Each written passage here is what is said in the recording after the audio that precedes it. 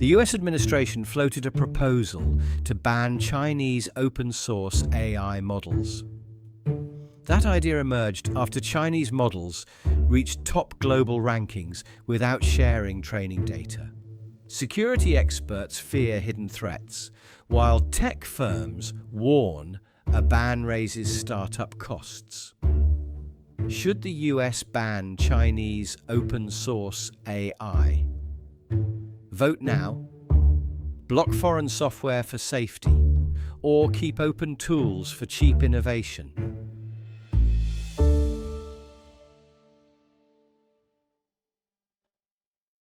Chinese startup Moonshot AI recently released a powerful model called Kimi K3. It reached the top 10 global intelligence rankings alongside major American systems. However, Chinese developers withhold the raw training data behind these open-weight models. When the US proposed banning Chinese open models, over 100 tech groups signed opposing letters. They argue open weights keep software affordable and spark rapid technical growth. Tom, does allowing these foreign models create an unacceptable threat to national networks? From where I stand, the US government must act now to block Chinese open models. Chinese startups like Moonshot AI withhold all raw training datasets from public view. Without that raw data, American security experts cannot audit what the model actually learned. What makes this urgent is that foreign models can hide covert backdoors or biased instructions. A sandbox is a locked practice room where software runs without reaching real systems. But when businesses install open weights directly, that safety boundary disappears completely. Furthermore, large language models cannot reliably separate user commands from malicious software instructions. Beyond cybersecurity, Chinese developers routinely engage in model distillation of top American systems. They copy outputs from American labs to build low-cost models at a fraction of the price. While American companies face heavy safety rules, foreign competitors flood the market with cheap copies. We must protect our digital infrastructure before these foreign weights become deeply embedded. Allowing this unaudited software into our economy damages domestic innovation and cyber safety. Tom stresses that unaudited foreign models create dangerous security backdoors across critical domestic systems. He also warns that foreign model distillation unfairly undercuts American commercial technology leadership. Emily, how do tech industry leaders defend open foreign software against these serious warnings? A blanket domestic ban on open models would inflict severe financial damage on American startups. Over 100 major technology companies and startup groups signed letters opposing this proposed ban. Small software teams depend on free open weights to lower their daily computing costs dramatically. Mounting computing expenses are already forcing giant firms like Walmart and Uber to cut AI budgets. If we remove foreign open models, startups must buy access from expensive closed provider duopolies. That market concentration drives up computing prices across the entire domestic software ecosystem. Moreover, a domestic ban cannot prevent software developers in other nations from using open code. US export limits on top American models damaged trust and pushed users to Chinese alternatives. Banning these tools simply isolates American engineers, while global competitors build with the best models. We would hand global technical leadership and software standards directly to foreign developer communities. Keeping developer access open preserves vital competition and protects American technical influence worldwide. Emily highlights how open models keep startup computing costs manageable against expensive closed providers. She also warns that domestic bans isolate American engineers while global software standards move overseas. Tom, how do you respond to the economic argument for keeping open access?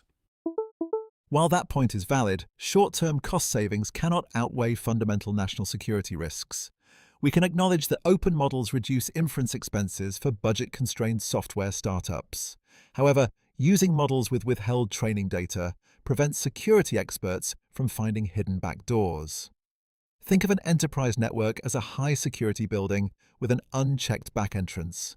If foreign developers place hidden exploits inside those weights, our corporate databases become vulnerable to attack. The US government previously restricted advanced AI model exports specifically to mitigate severe cybersecurity hazards. Federal regulators cannot oversee code when foreign developers withhold the original training datasets. We must establish firm legal boundaries before these vulnerable models power critical infrastructure systems. Cheap computing tools mean very little if our national security infrastructure is exposed to foreign intrusion.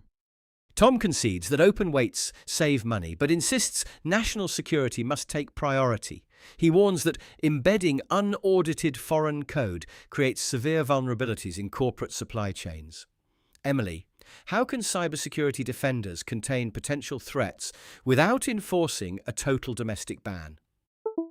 I grant that foreign developers withhold training data, creating genuine verification and audit challenges.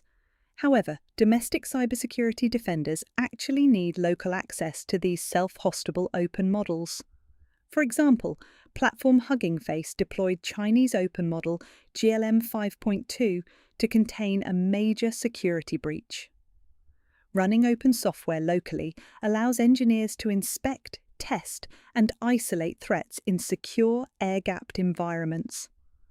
An air-gapped room is a disconnected computer setup that keeps data completely safe from outside networks.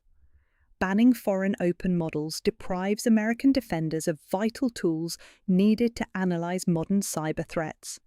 We bolster national security by inspecting open code locally, not by pretending foreign software does not exist. Coalitions like the Open Secure AI Alliance bring 40 major companies together to build open safety tools. Relying exclusively on closed proprietary systems restricts the defensive tools available to national security experts. Open access allows us to study foreign software directly and prepare stronger defenses against potential exploits. This debate returns us to the fundamental policy choice facing the United States government today. The deciding question is whether unaudited foreign models create unacceptable risks or essential defensive tools. Does local access expose networks to backdoors, or does it empower domestic engineers to strengthen cybersecurity? History provides a clear precedent regarding commercial sanctions and international trade restrictions. Past trade barriers inadvertently accelerated foreign self-reliance by compelling overseas industries to build independent software architectures. Those historical bans forced foreign competitors to construct tech ecosystems entirely outside American regulatory jurisdiction. Here is one practical indicator to check in 6 months to measure the impact of policy signals. We should track whether domestic startups report surging compute spending or shift development to foreign cloud providers. That data will show whether restricting open foreign weights secures national networks or hampers domestic innovation. The outcome will determine how America balances digital safety against competitive open technical development. That evidence will guide future decisions on software regulation and international safety standards. Now it is your turn to practice 3 useful phrases for natural debate. First, use this phrase to enter the discussion with your personal perspective. From where I stand, speed matters most in technology. From where I stand, security must come before lower costs. From where I stand, both sides raise valid economic points. Second, use this expression to emphasize a key point or concern. What makes this urgent is how fast software prices change. What makes this urgent is who carries the hidden risks. What makes this urgent is whether the safeguard actually works. Third, use this phrase to concede a point before introducing your counter-argument.